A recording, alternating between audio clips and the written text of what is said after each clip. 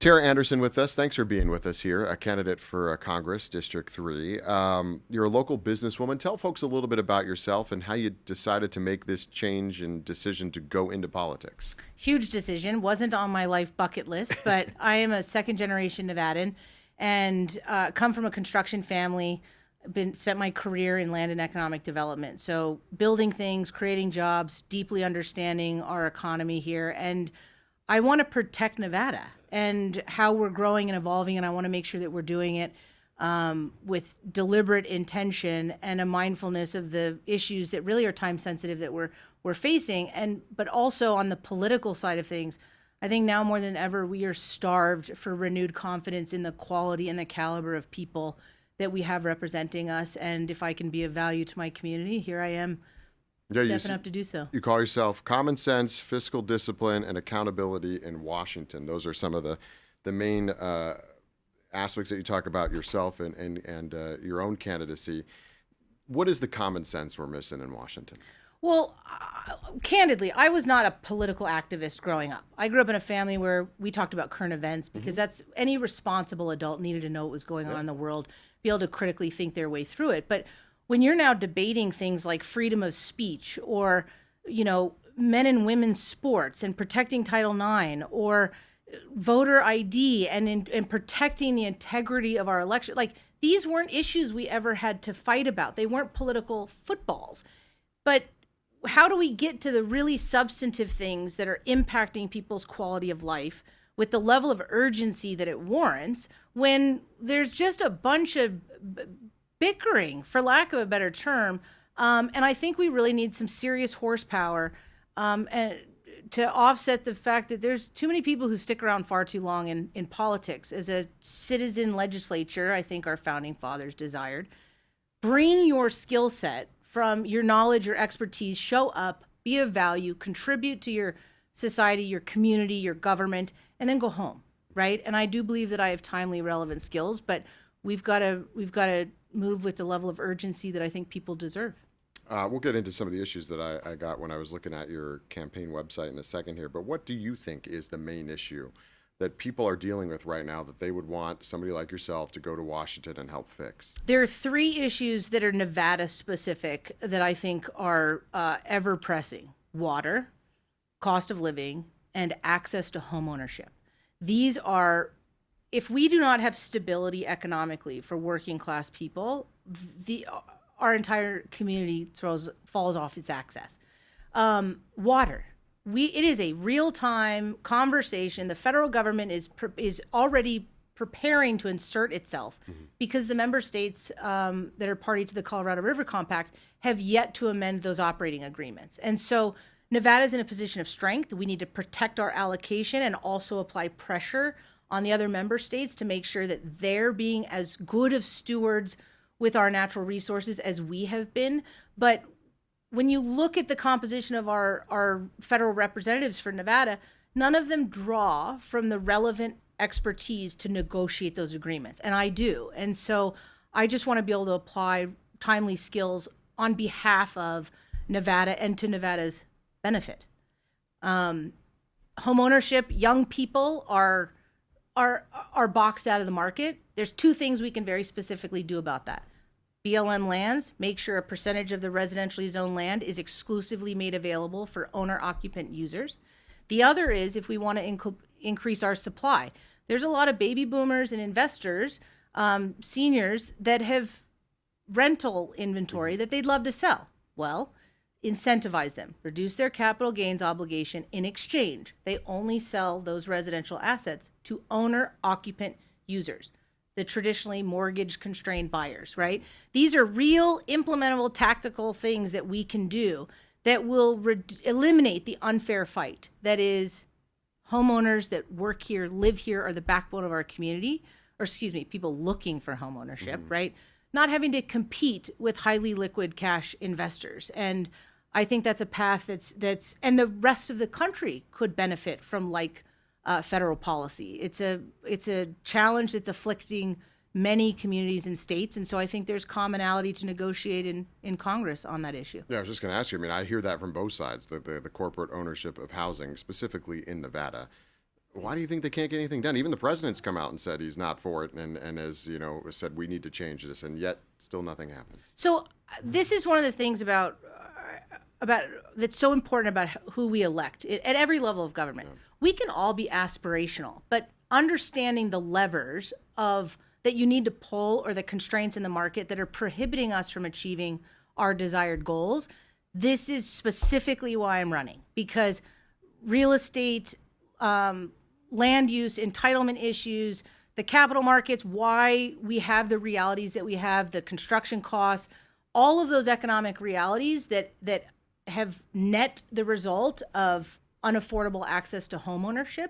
That's literally the wealth of experience that I draw from, and I really want to put it to great use for Nevada so that we're actually writing policy to champion it, not just continue to reiterate the problem. Mm-hmm. So we'll talk about some of the issues you've got. When I was looking at your website, you've touched on these a little bit. Rebuilding fiscal discipline. That's a tough one. Even in your own party, right? The president, this administration spent a lot of money on a lot of different things. So would you stand up to the White House on spending? Oh, absolutely. I think balancing the budget is one of the most important things that we have to address. Every level of government is legally required to balance their budget annually. The federal government isn't. No. And we as residents, as citizens, if you don't balance your budget at home, they take your house, they evict you from your lease, they, repossess your car, right? There's real consequences. And I think the federal government needs to show discipline and be good stewards with our resources and get back to balancing a budget.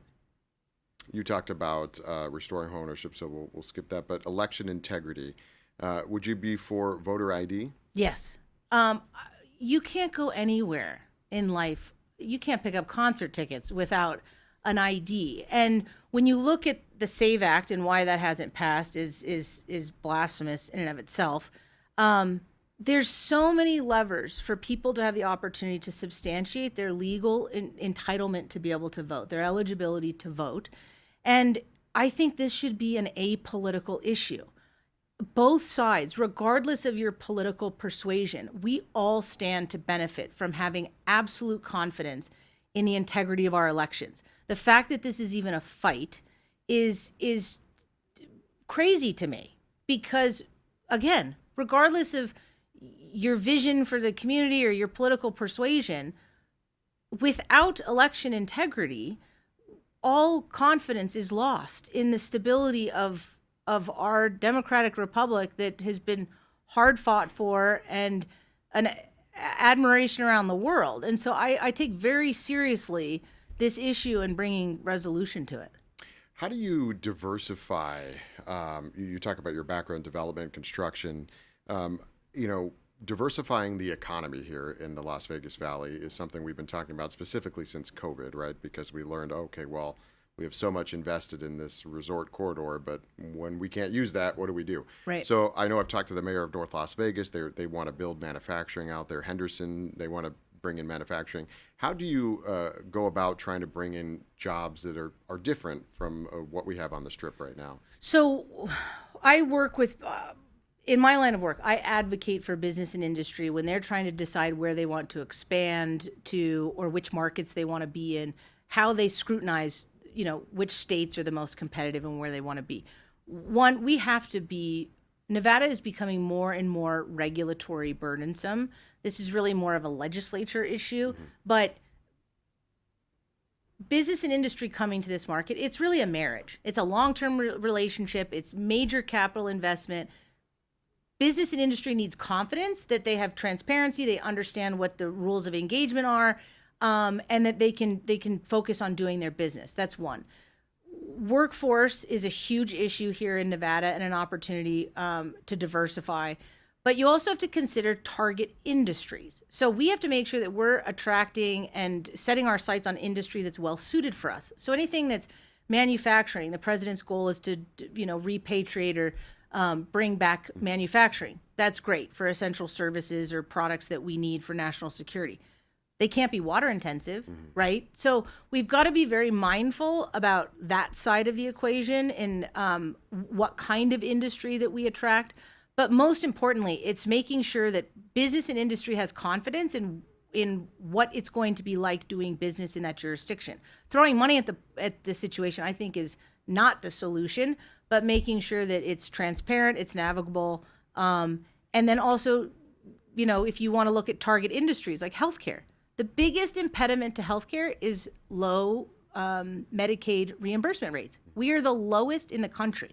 We can solve for that at the federal level, which will help us diversify our specialty services because we can compete with other states around the country that it's more attractive for doctors and specialty care providers to work in. So it just, you got to really target those key industries that fill the gaps that are essential to us being a well-rounded community. It's been a while since the Republicans held this seat. Do you find it possible? I mean, it's a pretty purple state, right? So I think so. I mean, it's a target district nationally. It's in the top 10 that's considered a flippable seat. The numbers are there, but I think it comes down to, at least my vision, is that rather than getting into the fight of political team sport dynamics, but really earning people's vote and their trust based on competence and actually be able to articulate a plan that is measurable, implementable, tactile. It's not always sexy when you talk about infrastructure and water and housing, but these are things that really move the needle on people's daily lives. And my hope, if even ever so slightly, if I can be a part of renewing people's confidence that we've got quality people representing us that have the capability of, advocating for our interests, then I hope to be a part of that, because I think there's a lot of folks who are really hoping the phase of us screaming at each other is going to be a thing of the past. we only have a couple more minutes here in this first part. Any other issues you want to talk about, the folks need to know about you before they get to that primary election ballot? I just want people to know, the crazy thing about this environment is that, and I think what the public thinks running for office and what it's really looks like are not always the same. But when you step forward to run for office, the political class, the ingrained people, the proverbial machine as we describe it, usually the only question, not just the first, but the only question they ask is, how much money do you have? Not what is your policy agenda, what's the relevance of your experience, what's the strength of your character. It's just about money. And I don't think that model is working. And the thing that I am so proud of about this race and my campaign and the team that is supporting me is that we are earning it. And it's a grassroots from Nevada for Nevada kind of a race, that it's about being deeply in touch with what's going on here and being able to say, here's a plan to actually hit the ground running and do some serious work in Washington. Because I every passing day, if we don't have quality people at every level of government, is a tremendously missed opportunity that has real consequences on people's lives. And I take that very, very seriously. So.